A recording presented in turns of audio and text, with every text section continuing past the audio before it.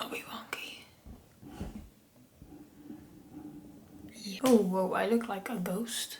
That's because the f-stop is like really low. Okay, let me fix this. Hang on. Oh, hello. Hi. Oh shit. I sat like this. Oh, this is kind of cool. Life is so much better when you have a camera. Is that too low? Be comfortable there. Am I too pale, guys? Do I look pale? Do I look pale? Do you like my shirt? It's from Tesco's. It's meant to be like the Stranger Things one. But fun fact, I actually haven't finished Stranger Things season 5. I've gotten to the bit where Steve and Jonathan are racing up the little pole thing, the Eiffel Tower that's red. Anyway, I'll probably not. I just don't know. Yeah, I will finish that, just not now.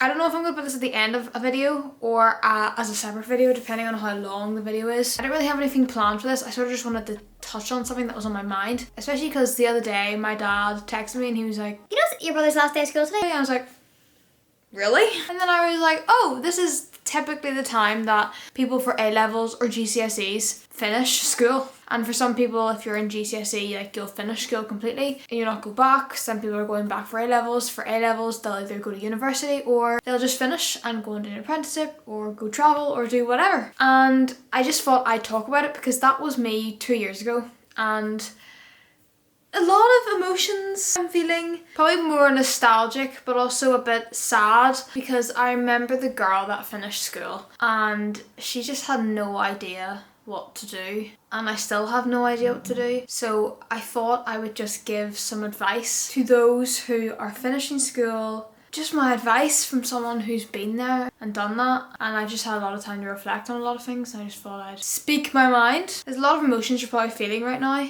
You're probably feeling relieved. There's probably a big rush, but you probably have exams. So get them done. They're stressful, they're scary, but don't freak out about them. Honestly, don't freak out about them. I used to get so worked up about exams, and people would tell me like, you can always resit them next year, and I was always like, no, that is the worst case scenario. I do not want to do that. But 2 years down the line, like if I did resit my exams, it would have been fine.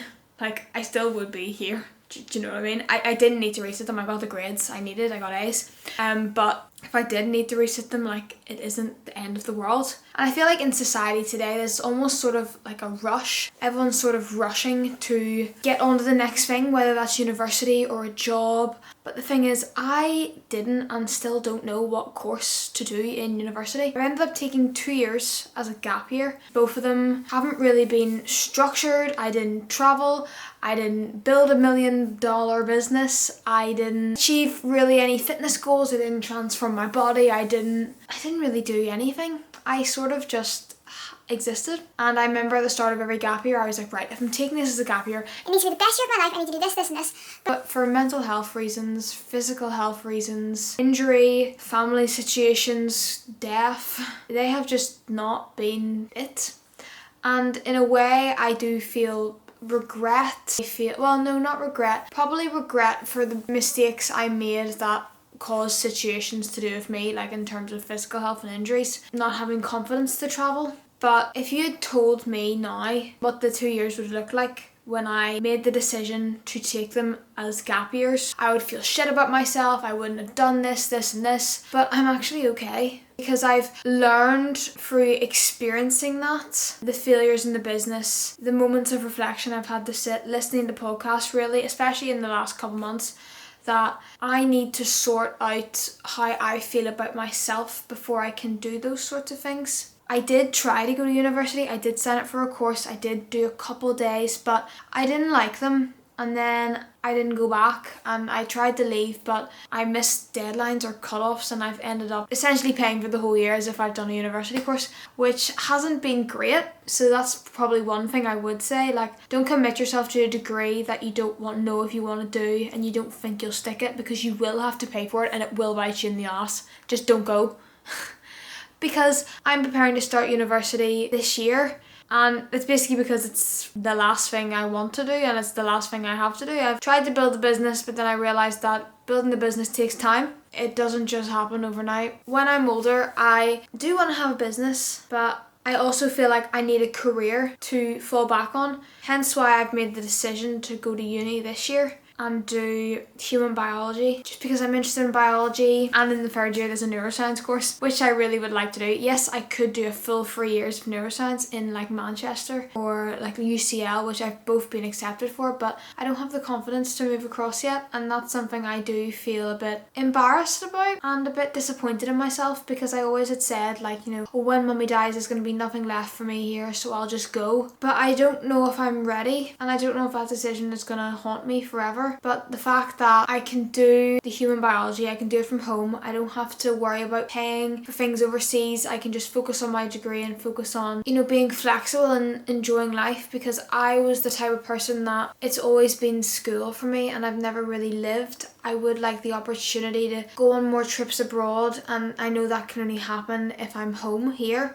But that's just why I've made the decision to go to university this year, and that's after 2 years. I do feel if you are leaving school right now and you don't know what you want to do, this is the sort of period in your life where you will feel lost and you will feel like I have no clue what to do. And things I would advise is just to experience. Focus on building skills in so many different like things. If you like cooking, try and be a chef. If you like drawing, try to learn graphic design. Go to social groups and meet people and learn and get information and learn about experience and other people's experience doing things. I feel like there's this big rush that as soon as you finish school you need to go straight to university and start your life, and then what happens is a lot of people come out of university and go get a job, and then you're committed to that job for the rest of your life. But I also feel like there's also an expectation on people who are young to just pack up your whole life and go travel and backpack. That's great. If you have the confidence to do that, great. I don't, and I do wish I could. Maybe I will. I used to feel really down about that, but now I'm just accepting that that's the way it is. And resistance to what's real in reality causes suffering, your own suffering. Whereas I do feel you should just accept where you are right now. This period of your life you'll probably feel the most alone, because your friends are going everywhere and anywhere, and it can be difficult. You might feel like you have to follow the pack, do what other people are doing, and there's the potential that you could get caught up in some bad stuff. Things I would advise is you know what's right and wrong, and you know in your rational moments what you want and what you don't want. I'm not saying don't go out and have a good time, but just try not to get into too much trouble. But at the same time, I feel like sometimes you have to experience these things to learn from them, so I'm not going to tell you what you should and shouldn't do with your free time. Now, something I did think about, because I was feeling a bit down the other day, about optimizing in your 20s. I'm seeing so much stuff, especially because more people early to mid 20s are like building the businesses, doing Ironman, traveling the world, living abroad, and it's very, very easy to compare, especially with social media. Everyone's highlight reel is literally just a few clicks away. And I've just wrote something here and I'm gonna read it out. I said, optimizing your 20s. I hate that. I think it's a societal based thing, because 20 is just a number. In reality, it basically just means you're free to do what you want without having to say you have to go to school and you have to do homework and you have to do this. When you leave school you don't have to do that anymore, so there's an element of freedom. But for some people their 20s might start if they leave school at GCSE level, if they leave school at 25 after uni, if they leave school at 18. The point is, you can't compare your 20s to another person, because all our human experiences are different. Joe Blogs might not have experienced what you've experienced in your past. Susie might not have had this going on when she did whatever she did. Some people know what they want at this stage in their life and some people don't, and I feel like we've forgotten to normalise that it's totally okay to not know what you're doing most of the time. Even people in their 30s still don't know what they're doing.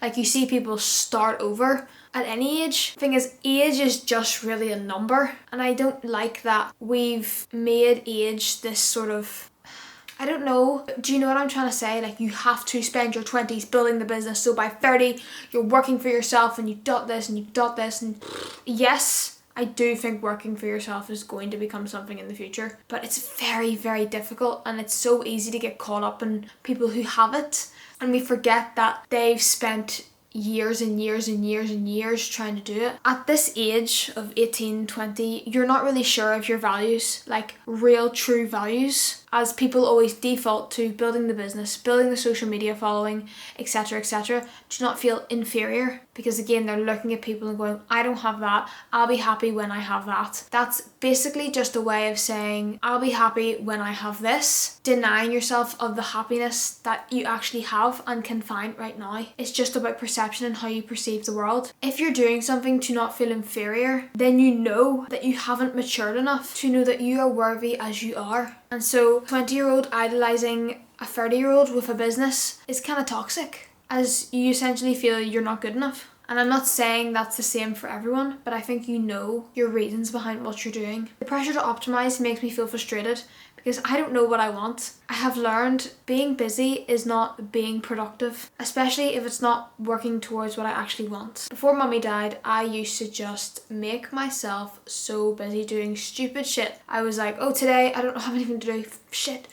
I would like rapidly clean the house or organise cupboards or bake random stuff that I didn't need to make, just to keep myself from sitting and just being okay. It would actually give me anxiety not having anything to do. So building a business was perfect, but my heart wasn't in that particular business. And then I got frustrated when things didn't work or when things would take time, as they naturally do, because I wanted it there and then, because I wanted to fill that hole in me that was, you're not good enough. You're not doing enough. I think that's what the purpose of your 20s or your 18s to whatever is actually figuring out what you want to do. And that involves trying things and doing different things and gaining experience and quitting and starting a new thing and failing it and then starting something else and exploring. But you can't try things and learn things sitting behind a screen. You have to go out and try them. There is no universal timeline. You can start the business as 40. It doesn't matter if someone at 26 has already got a business. Essentially all they've got is just more years doing the thing. If you start your business at 40, you might have had 20 years doing random stuff and doing interesting stuff and doing different stuff. So you might have gained a bit more life. Whereas someone who's 26 and has a business until they're the end of their days, they might just be only able to do that business, and maybe they love the business and that's enough for them. But maybe a small part of them's like, oh, I wish I did a bit more different things, you know? Meet people you like and don't like. Spend time alone. Try new jobs, gain skills. Do exercise and eat well. That makes you healthy to have a longer life. But don't skimp on experience because you're consumed by that. Dream big and take risks to get those dreams. Be sensible. Learn, study, watch YouTube. See the bigger picture, as in not getting worked up about small things, but also being wise and thinking down the line, is this going to help me? Is this something I want to be doing in 10 years' time? Do I have a plan to pivot in 5 years if it's not? But also see the pros and cons of what you're doing to make the decision. Understand time is on your side, but you have the choice every day to change. If you feel you're lingering too long, change course. If you feel paralysed, take the smallest and most seemingly insignificant step forward and do it for the smallest amount of time that you can. That if it goes wrong, you know you'll still be okay. Build plan Bs and Cs and keep buffers. Remember, it's your life and no one is coming to save you. And just take the pressure off yourself. I think that's the hardest thing. Ultimately, happiness is a choice and it's everywhere around us. It doesn't have to be this picnic on the beach where the sun's setting and you're with your boyfriend or your girlfriend and your dog and people are shouting and it's happy. It could just be sitting and staring at a wall in a safe space that you feel happy in. It could be just the sip of coffee in the morning, like little small moments, and if you try and join them up, like join the dots.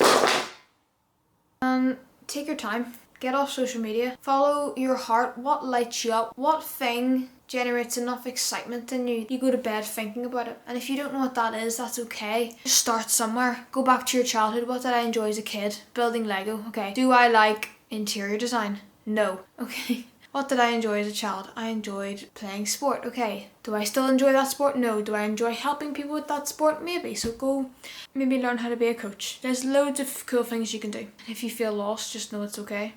Because I feel lost too.